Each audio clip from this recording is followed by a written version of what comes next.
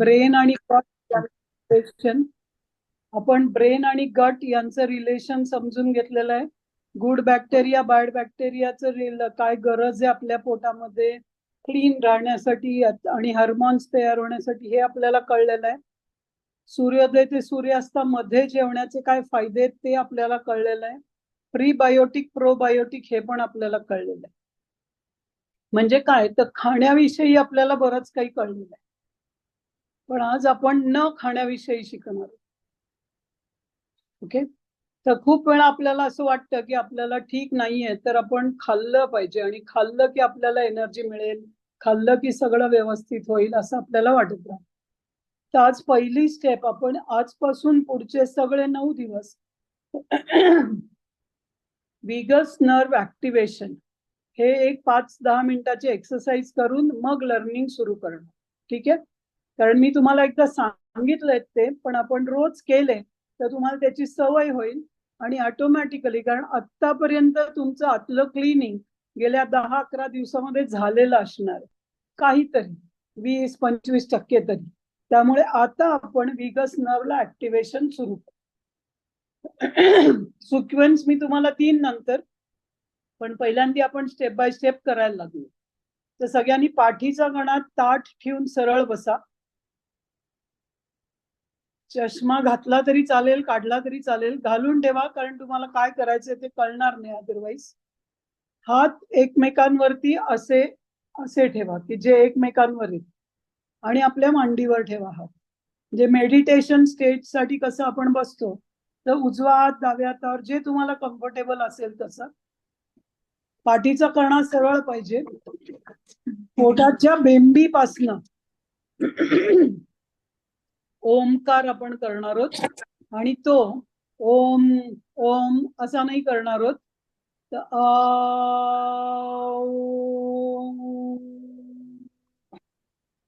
कारण ओमकार हे 3 भागामध्ये आहे. आ उ तर आपण तिन्ही इक्वल करणार आहोत आत्ता करताना. ज्या योगे आपली पोटामधली डायफ्राम, छातीमधली डायफ्राम आणि फॅरिंग्स मधले डायफ्राम, या तिन्ही डायफ्राम आपल्याला व्हायब्रेट करायचे. तर ज्याला जितका वेळ करता येईल, खूप वेळ केलं तर मग उ आणि म तुम्हाला खूप वेळ करता येणार नाही. तर ते तिन्ही इक्वल येण्याची पण प्रॅक्टिस करावी लागते. ठीक आहे, तर आता तुम्ही माझ्या बरोबर करा, पण प्रत्येकाची कपॅसिटी वेगवेगळी असू शकते. कोण कमी करू शकेल, कोण जास्त वेळा करू शकेल. आपण हे 3 वेळा करणार आहोत. डोळे मिटले तरी चालेल, डोळे नाही मिटले तरी चालेल, पण ऑब्झर्वेशन मात्र स्वतःच्या आतमध्ये पोट, छाती आणि गळा या 3 ठिकाणी व्हायला पाहिजे. सो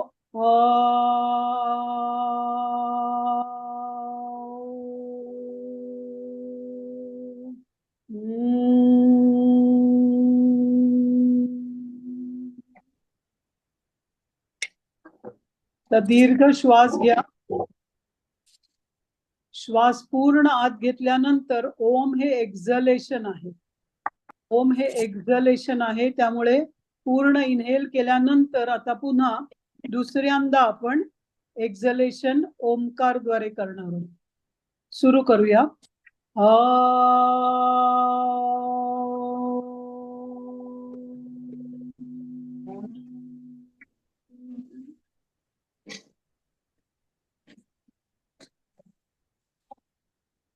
पूर्ण श्वास घ्या. छातीमध्ये श्वास भरला गेला पाहिजे. आता तिसऱ्यांदा.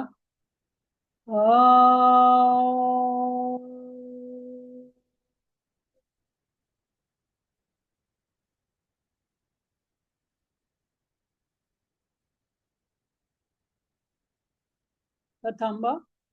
आता सरळच बसलेला राहा. पाठीचा कणा ताठच ठेवा. कानाच्या मध्ये, म्हणजे कानाच्या भोकाच्या बाजूला जी छोटासा कान आहे त्याला प्रेस करायचंय आणि दाबायचंय आणि सोडायचंय. हे करंगळी अंगठा आणि बाजूचं बोट, त्याच्यानी तुम्ही दाबायचंय आणि सोडायचंय, दाबायचंय आणि सोडायचंय, असं 3 ते 5 वेळा करा. 1 दाबायचंय सोडून द्यायचंय, 2 दाबायचंय सोडून द्यायचंय, 3 वेळा बस.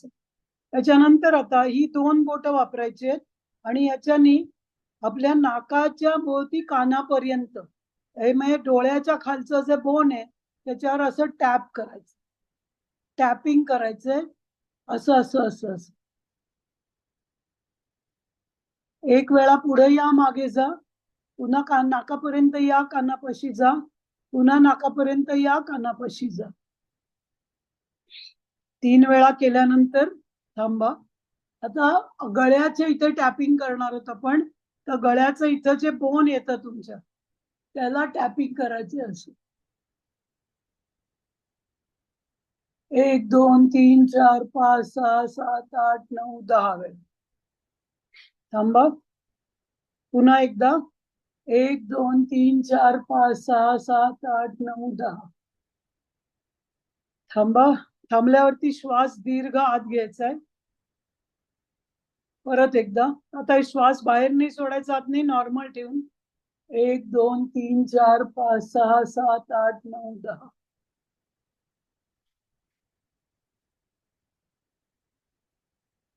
आता हीच गोष्ट तुमचे चेस्ट बोन्स आहेत, म्हणजे पहिल्याच काय म्हणतात छातीच्या चेस्ट ब्लॉक्स इथे प्रेस पर्यंत. हा, एक असं असं आतमध्ये याल आणि बाहेर जाल, शोल्डर पर्यंत जायचं. सो हे हार्ट चक्र आहे, थ्रोट चक्र, त्याच्यानंतर हार्ट चक्र. 3 वेळा कराल, आत आणि बाहेर. That's good enough. त्याच्यानंतर हे इथे करणार आहात. हा जो मनगटाचा सेंटर पार्ट आहे त्याच्यावरती प्रेस करायचं. 1 2 3 4 5 6 7 8 9 10. आता आतल्या बाजूला 1 2 3 4 5 6 7 8 9 10. बाहेरच्या बाजूला 1 2 3 4 5 6 7 8 9 10. आतल्या बाजूला 1 2 3 4 5 6 7 8 9 10. आता दोन्ही हात असे ठेवून टाळी वाजवायची नाहीये, पण फक्त बोटांची टाळी आहे. फक्त बोट एकमेकाला लागली पाहिजेत, मधला हाताचा भाग नाही लागला पाहिजे. 1 2 3 4 5 6 7 8 9 10.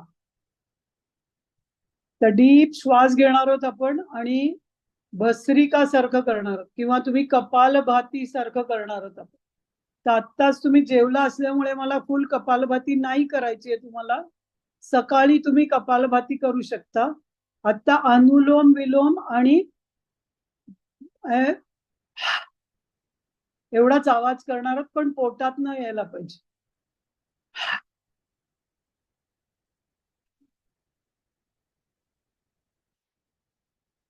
तीन वेळा बासे. आता सगळ्यांनी डोळे मिटून सुख प्राणायाम करा. 5 वेळा डावीकडे, 5 वेळा उजवीकडे. डाव्या नाकपुडीनी सोडून सुरू करा.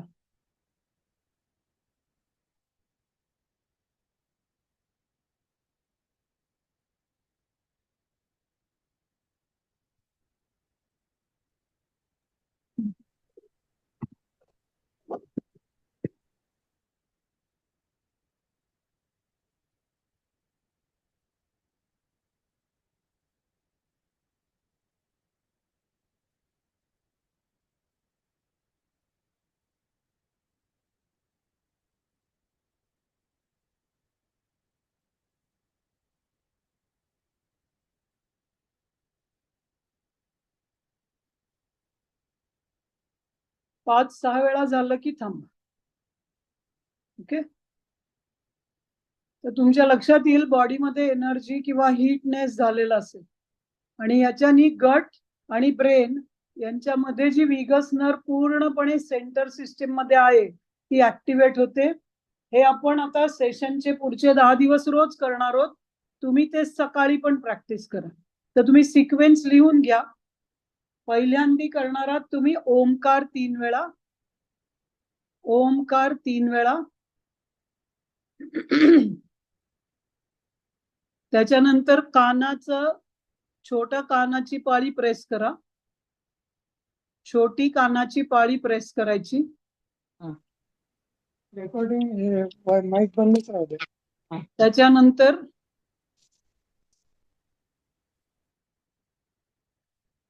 त्याच्यानंतर नाक ते कान याच्यामध्ये tapping tapping on chick bone असं म्हणू शकता तुम्ही. गालावर टॅपिंग म्हणजे तुमच्या लक्षात येईल. गालावरती टॅपिंग. त्याच्यानंतर गळ्यावरती टॅपिंग. बेसिकली थ्रोट चक्र. त्याच्यानंतर चेस्ट वरती टॅपिंग.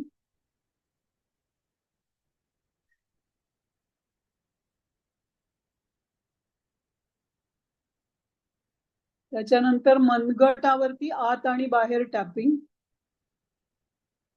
मनगटावर आत आणि बाहेर टॅपिंग.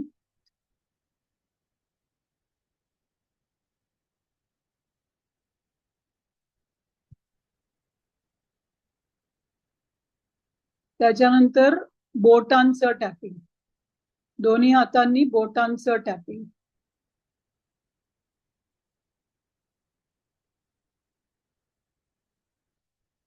त्याच्यानंतर डीप ब्रीथ करून 3 वेळा भस्त्रिकाप्रमाणे नुसतं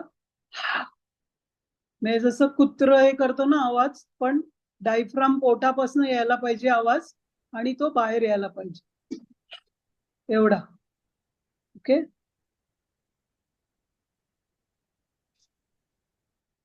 त्याच्यानंतर लास्टला सुख प्राणायाम, तो 5 ते 7 वेळा.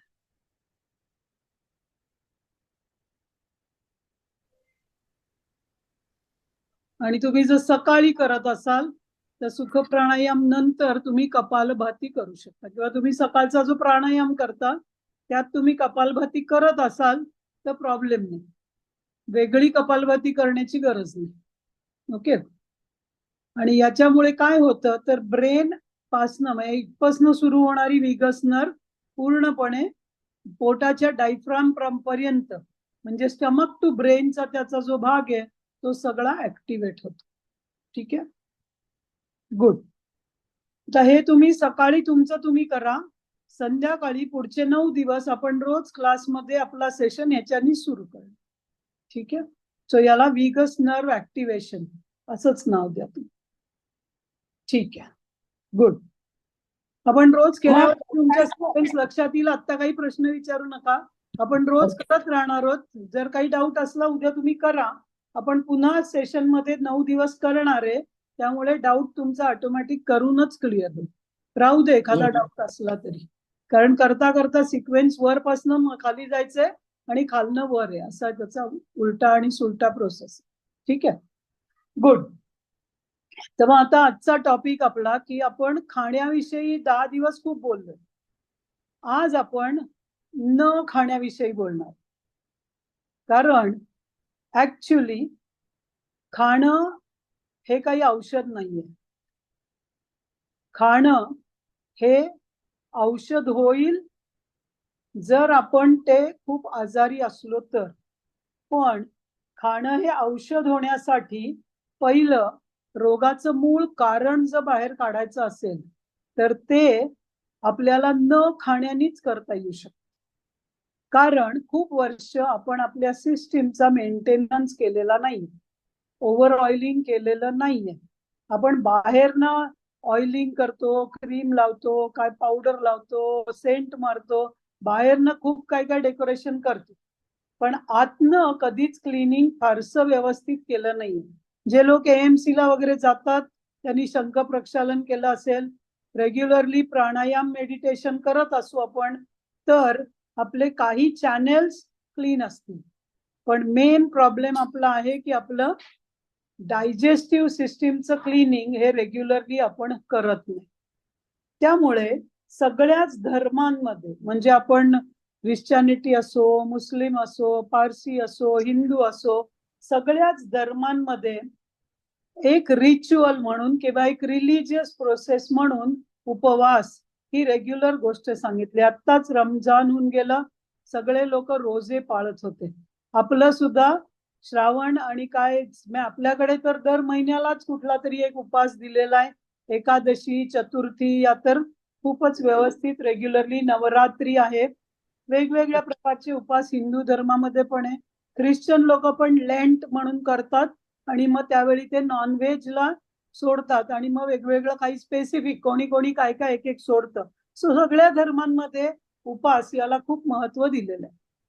तर आज मी तुम्हाला 3 प्रकारचे उपासाचे वेगवेगळे प्रकार सांगणार आहे. तर पहिल्याला मी म्हणणार आहे फास्टिंग, जे इंग्लिश मध्येच म्हणलं जातं, त्याला मराठीत सदरूप नाव मला माहिती नाही. फास्ट, की जे अन्न ग्रहण करणं आणि अन्न ग्रहण न करणं यामधल्या फरक याला फास्ट म्हणतो. म्हणजे अन्न न ग्रहण करणं याला फास्टिंग असं म्हणतो, किंवा वेगळं अन्न ग्रहण करणं याला सुद्धा आपण फास्टिंग म्हणतो. म्हणजे नॉर्मली आपण पोळी भात भाजी आमटी खातो, तो उपासाच्या दिवशी साबुदाण्याची खिचडी, बटाट्याचा चिवडा किंवा साबुदाण्याच्या काहीशा वेगवेगळ्या गोष्टी करून खातो आणि त्याला आपण उपास म्हणतो. म्हणजे मी असं म्हणेन की change of food is fasting. Change of food is fasting. मग काही लोक नुसता फळं खाऊन उपवास करतील, काही लोक निर्जळी करतात महाशिवरात्रीला वगैरे, ते एखादेच वेळी करतो वर्षातून. पण फास्ट ही सगळ्यात चांगल्या गोष्टी आहेत, कारण आपण शरीराला थोडासा पॉज देतो, थोडीशी विश्रांती देतो. आणि ती विश्रांती काय करते तर शारीरिक लेव्हलवरती क्लिनिंग करते. उपवास केल्यामुळे किंवा फास्ट केले, मी उपवास पण म्हणणार नाही त्याला, फास्टिंग केल्यामुळे कमी अन्न खाल्लं तर, हे तर खूप महत्वाचं आहे बरं का, कमी अन्न खाल्लं तर शारीरिक डायजेस्टिव्ह प्रोसेसला थोडी विश्रांती मिळते आणि मग दुसऱ्या दिवशीपासून तुम्ही एकदम क्लीन फिलिंग करता आणि एनर्जेटिक फिलिंग करता. ऍक्च्युली खूप लोकांना वाटतं मी उपवास केला तर मला डोकं दुखेल, मला ऍसिडिटी होईल, मला काय पित्ताची उलटी होईल वगैरे वगैरे वगैरे.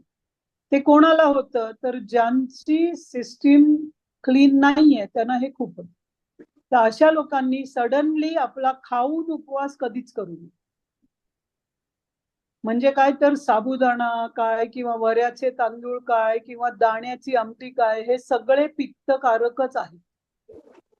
आणि साबुदाणा तर खूप डेंजरस प्रोसेस आहे. तुम्ही जर त्याचं बघितलं कसं बनवतात साबुदाणा, ते जर इंडस्ट्रीत बघितलं तर तुम्ही साबुदाणा खाणं बंद करून टाका.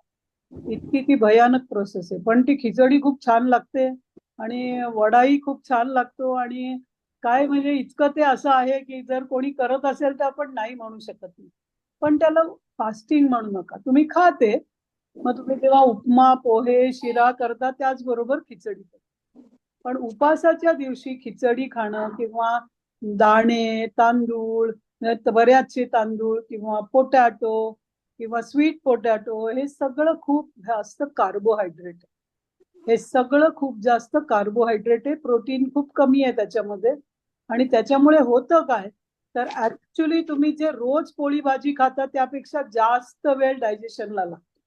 त्यामुळे या फास्टला मी फास्ट म्हणतच नाही.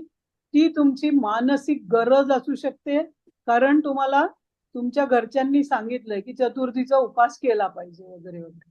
पण मग तोच जर तुम्हाला नॅचरली फास्टिंगचं बेनिफिट शरीराला द्यायचं असेल तर मग फळं खा, सलाड्स खा किंवा दूध. आणि मग तुम्हाला जी काय साबुदाण्याची खिचडीच्या ऐवजी साबुदाण्याची लापशी करा, दॅट्स बेटर. कारण ती थोडी तरी पचायला हलकी आहे, कारण त्यात तुम्ही दाणे आणि हे काही घालणार नाही. तर जितकं, आणि एक वेळा खा, एक वेळा फ्रुट्स खा, असं काहीतरी करा की ज्यामुळे तुमचा फास्ट हा शरीराला विश्रांती होईल. काही न खाता करू शकलं तर बेस्ट. ओके. पण फास्ट ही प्रोसेस अशी आहे की ज्यात आपण फक्त अन्नामध्ये बदल केलाय किंवा अन्न बंद केलंय, त्यामुळे शरीराचा मेंटेनन्स होतो. पण या फास्टला जर उपवास मध्ये कन्वर्ट करायचा असेल तर उपवास या शब्दाचाच अर्थ असा आहे, उप म्हणजे बरोबर आणि वास म्हणजे वसती. उपवसती, कोणातरी बरोबर राहणं. आणि तो कोणीतरी म्हणजे आहे तुमचा, ज्याच्यावर तुमचा विश्वास आहे, तो कोणीही. मग तो गॉड असेल किंवा ते नेचर असेल, ती काही प्रकृती असेल, देवी असेल, देव असेल, कृष्ण असेल, हनुमान असेल, शंकर असेल, गणेश असेल, जे कोणीही ज्याच्यावर, किंवा कोणी स्वामी असतील ज्यांच्यावर तुमचा विश्वास आहे. मग उपवसतीमध्ये होतं काय, तर फास्टिंग तर आपण करणार आहे, शरीराला तर शांत ठेवायचंय, पण त्याचबरोबर मनालाही शांत ठेवायचं. तर त्याचं तुमचं एलिव्हेशन असं होईल की शरीर आणि मन हे दोघंही क्लीन होतील. मग त्यावेळी ऍटलिस्ट एक वेळा जप करणं, ध्यान करणं, किंवा तो जप तोंडी नाही करता आला तर तो लिहिणं, किंवा कुठेतरी जाऊन समाजसेवा करणं, किंवा तुमच्या आवडीचं लहान मुलांबरोबर काहीतरी त्यांना घेऊन एक छान खेळ खेळणं, ज्याच्यामध्ये तुमचं मन जे स्ट्रेस्ड आउट आहे त्याला तुम्ही रिलॅक्स करा. त्याच्यामध्ये मन आणि बॉडी या दोघांचं क्लिनिंग व्हायला पाहिजे. हे खूप महत्वाचं आहे आणि ते ऍटलिस्ट महिन्यातनं एकदा तरी केलं पाहिजे. मग डू व्हॉट यू लाईक, हे खूप महत्वाचं आहे की ज्याच्यामध्ये मन शांत होईल, हॅप्पी होईल. पण याचा अर्थ खूप पैसे खर्च करून सिनेमाला जाणं हे मला खूप आवडतं म्हणून माझा उपवास झाला असं नाहीये ते. कारण तो सिनेमा तुम्हाला, संत तुकाराम सिनेमा काही तुम्ही जाऊन बघणार नाही आज, की ज्याच्यामुळे तुमची काहीतरी माइंड एलिव्हेशन होईल. पण तुम्ही जर काय KGF आणि RRR असले काही सिनेमा बघणार असाल तर त्याच्यानी उत्तेजना वाढते आणि त्याच्यानी काही मन शांत होणारे सिनेमा आजकाल तरी मला तरी माहिती नाहीयेत की निघतायत असं. त्यामुळे इट्स बेटर की तुम्ही काही ध्यान करा, मेडिटेशन कुठल्याही प्रकारचं करा, योग करायला जा एक दिवशी, किंवा समुद्रावर असेल तुमच्या जवळ तर समुद्रावर जाऊन बसा. समुद्रा इतका दुसरं मेडिटेटिव्ह काही नाहीये दुसरं. म्हणजे पाण्याचं कुठलंही, समुद्र असेल, तळ असेल, तलाव असेल, नदी असेल, पाण्याबरोबर ऑटोमॅटिक सगळे विचार वाहून जातात आणि मन खूप क्लीन आणि शांत होतं. सो तुम्हाला ज्या प्रकारे सूट होईल, तुम्हाला एखाद्या स्वामींचा काय, कोणाला साईबाबांची असते, कोणाला चिन्मयानंदांची असेल, जिथे तुमची भक्ती आहे त्याचं कुठलंही वाचन करा किंवा मनन करा, पठण करा, चिंतन करा. हे सगळं उपवसती याच्यातील. म्हणजे काय, तर फूड पण रिस्ट्रिक्ट केलंय आणि माइंडला पण आपण स्ट्रेस पासनं, अननेसेसरी विचारांपासनं रिस्ट्रिक्ट केलंय. तर हा होईल उपवास, ज्याच्यामध्ये शरीर आणि मन दोघांची शुद्धी होते. आणि याच्या पुढची एक स्टेप आहे ज्याला आपण म्हणतो व्रत. आता 16 सोमवारचं व्रत करतात काही लोक, किंवा कुठले बुधवार करतात गणपतीसाठी, किंवा काय ते संतोषी माताचं व्रत करतात, किंवा गुरुवारचे तुम्ही साईबाबाचं व्रत करता. तुमच्यासाठी व्रत याचा अर्थच असा आहे की उपवास आहे, फास्टिंग आहे, साधना पण आहे आणि रेग्युलॅरिटी पण आहे, एक नियमितता आहे त्याच्यामध्ये. उपवास हा तुम्ही एखाद दिवशी कराल आणि सोडून द्या, पण ते जेव्हा रेग्युलॅरिटीने आपण करतो तेव्हा ते व्रत बनतं. व्रत होण्यासाठी तुम्ही त्याला खूप काही नाव द्यायला पाहिजे असं नाहीये, पण तो उपासच जर तुम्ही दर शनिवारी करताय, दर चतुर्थी करताय, तर तो पण तुमचा नेम होतो किंवा व्रत होतो. नेम म्हणजे काय, तर तुम्ही ठरवलंय, आणि व्रत म्हणजे जे ठरवलंय ते पाळण्याची कपॅसिटी, शक्ती मला मिळतीये, त्याला म्हणतात व्रत. मग 3-4 महिन्यातनं कुठलं तरी एक नवीन व्रत करा, सत्यनारायणाची पूजा करा, काही तुम्हाला ज्याच्यावर विश्वास असेल ते, जे तुम्हाला आवडतं. म्हणजे व्रत काय करतं, तर व्रत हे शरीर, मन आणि आत्मा या तिन्हीची शुद्धी करतं. फास्ट फक्त शरीराची शुद्धी करतं, उपवास हा शरीर आणि मन या दोन्हीची शुद्धी करतं, आणि व्रत हे शरीर, मन आणि आत्मा या तिन्हीची शुद्धी करतं. मग तुम्ही वेगवेगळ्या प्रकारचं फास्टिंग करू शकता. आता आपण ऑलरेडी 12 ते 14 तासाचा रेग्युलर फास्ट आपला होतोय, कारण 8-7:30च्या आधी तुम्ही जेवताय, आणि सकाळी खूप कमी जणांना आता 6 वाजता भूक लागते. असं किती जणांना होते, हात वर करा. 6 वाजता जेवल्याशिवाय राहूच शकत नाही, काहीतरी खायलाच पाहिजे. हे ऑटोमॅटिकली गेल्या 10 दिवसात शांत झालं असेल जे 1 2 3 बॅच करतायत त्यांच्या तर लक्षात येईल की सकाळी उठून काही जेवलं पाहिजे अशी गरजच वाटत नाही, अन्नाकडे हात जातच नाही, मनामध्ये येतच नाही. कारण उठल्यावरती 2 ते 3 तास शरीरामधलं काम काय आहे तर मलनिर्मूलन व्हायला पाहिजे. जे वेस्ट आहे, जे झोपेत तुम्ही मेंटेनन्स केलाय, ज्याच्यामुळे जे वेस्ट प्रॉडक्ट्स तयार झालेत ते बाहेर जाणं खूप गरजेचं आहे. मग तो श्वास उच्छ्वास चांगला डीप ब्रीदिंग करा. युरिन तुमची पहिली युरिन, म्हणूनच तुम्ही जेव्हा ब्लड टेस्ट युरिन टेस्ट करता तेव्हा ते सांगतात की पहाटेची पहिली युरिन द्यायला पाहिजे, कारण त्याच्यामध्ये तुमच्या बॉडीचं जे ट्रान्सफॉर्मेशन आहे ते एक्झॅक्टली बाहेर जात असतं, ते फार महत्वाचं असतं. सेम वे तुमचं मोशन पास व्हायला पाहिजे, तोपर्यंत वरनं काही घालायची गरज नाही. कारण तुम्ही जर का एकदा सकाळी उठून आता तुम्हाला सवय गेली आहे तर 6 वाजता उठून छान पराठा वगैरे खाऊन बघा. असं होईल ना, दिवसभर पोट गडबड करेल, काही काम करू शकणार नाही, अनइझी होईल. कारण ज्याची गरज नाहीये ते देऊन आपण शरीराची सगळी लय किंवा रिदम बिघडून टाकला. तो लय काय होती तर 6:30 7:30च्या मध्ये जेवल्यामुळे सगळी आपली जी यंत्रणा आहे ती त्याच्या बेस्ट एफिशियन्सीनी काम करायला लागली होती आणि सकाळी बरोबर आपल्याला एक्सक्रिशन स्टेटला लार्ज इंटेस्टाईन मध्ये ती पोचलेलं होतं फूड आपलं. आता याच्यानंतर 2 ते 3 तासानंतर जेव्हा तुम्ही हा 14 तासाचा उपवास केलाय किंवा फास्ट केलाय तर how to break the fast. 14 तास जेव्हा तुम्ही पोटात काही घातलं नाहीये तर पहिलंच तुम्ही paneer paratha, cheese sandwich, pizza हे घालणं बरोबर आहे का? खूप त्रासदायक आहे, ते पोटाला खूप कन्फ्यूज करते. म्हणजे पहिलं जेवण, पहिला घास जो घालाल पोटामध्ये ते नॅचरली तयार झालेलं फूड असलं तरच तुम्हाला शक्य आहे. ओके, नॅचरली तयार झालेलं फूड असेल तरच तुम्हाला नॅचरल राहणं शक्य आहे. मग फ्रूटनी सुरू करा, स्प्राउट्सनी सुरू करा, जे नॅचरली मिळालेलं पहिलं. मी पूर्ण अन्न तेच खा म्हणत नाहीये, पण पहिलं जे तुम्ही घास घ्याल तो तरी नॅचरल फूडचा असला पाहिजे, ज्याच्यामुळे इग्निशन कसं गाडीला मिळतं ना, पण गाडी सुरू करायच्या वेळी काय करावं लागतं, सगळं छान आहे, पेट्रोल भरलेलं आहे, मशीन चांगलं आहे, पहिलं त्याला ट्र करून इग्निशन द्यावं लागतं. तर आपल्या या डायजेस्टिव्ह सिस्टीमला आपण 14 तास शांत ठेवलंय. आता त्याला ट्रिगर द्यायचा आहे तर तो नॅचरल द्या, ज्याच्यामुळे ते नॅचरली डेव्हलप करेल. त्यामुळे पहिलं फूड, पहिलं अन्न जे खाल तुम्ही उपवासानंतर ते नॅचरल घेण्याचा प्रयत्न करा, ज्याच्यामुळे तुम्हाला सहज आणि सोप्या गोष्टी होतील.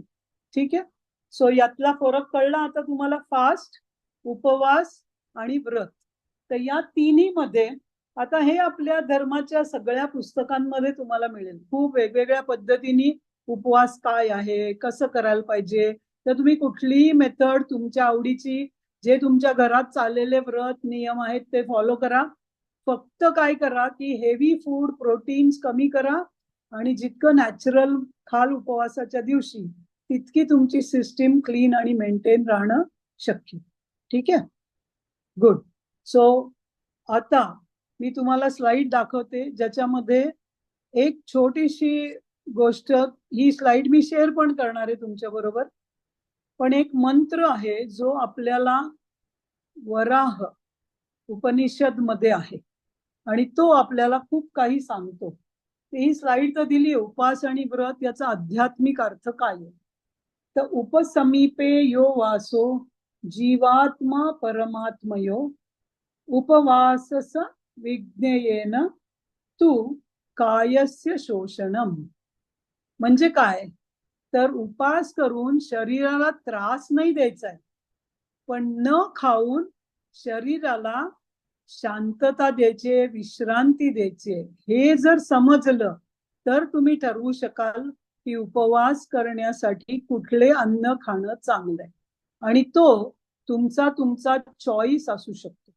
सो वराह उपनिषदात सांगितलंय, म्हणजे केव्हापासनं आपल्या लोकांना हे माहीत होतं की उपवास किती महत्वाचा आहे. मग आता इंटरमिटंट फास्टिंग, हे फास्टिंग, ते फास्टिंग, खूप आता रुजुता दिवेकर सांगेल किंवा दीक्षित सांगतील, सगळे लोक चांगले, ते सगळे आपल्या आयुर्वेद आणि या सगळ्या याच्या बरोबर करतात.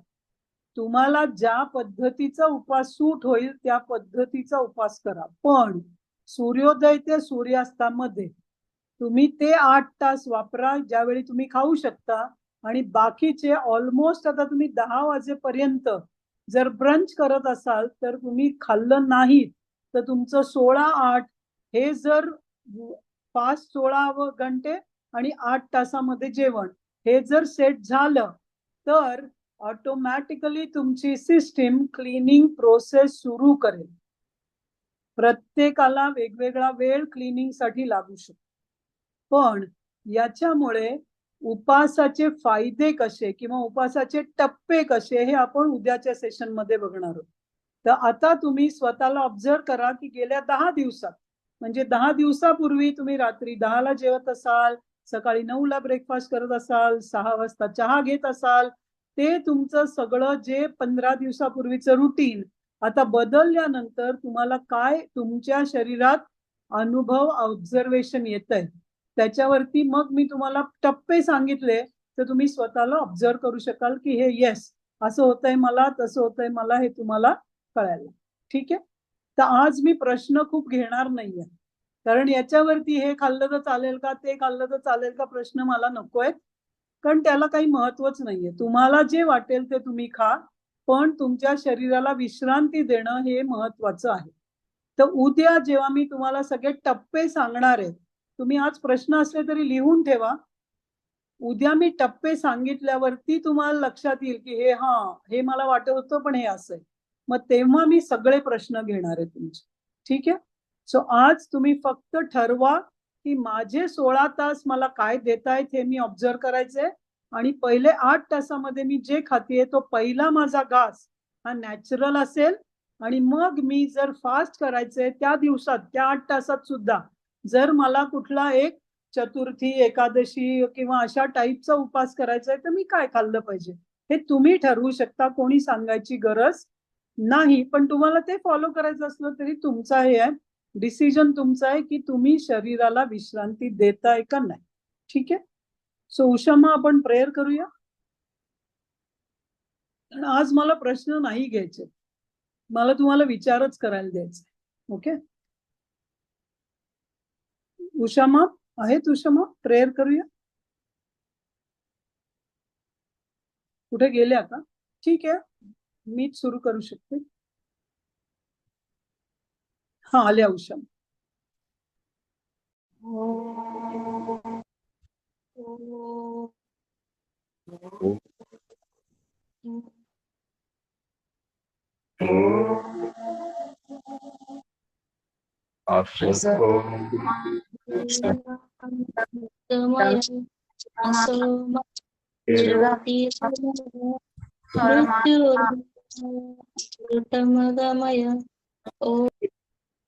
शांति. ओम श्री विश्वेश्वराय नमः. ओम श्री विश्वेश्वराय नमः. ओम श्री विश्वेश्वराय नमः. ओम श्री ऋषि प्रभाकराय नमः. ओम श्री ऋषि प्रभाकराय नमः. ओम श्री ऋषि प्रभाकराय नमः. हरि ओम. श्री गुरुभ्यो नमः. हरि ओम. जय गुरुदेव. जय गुरुदेव. चलो आजचा दिवस शुभरात्री. शुभरात्री. जय गुरु.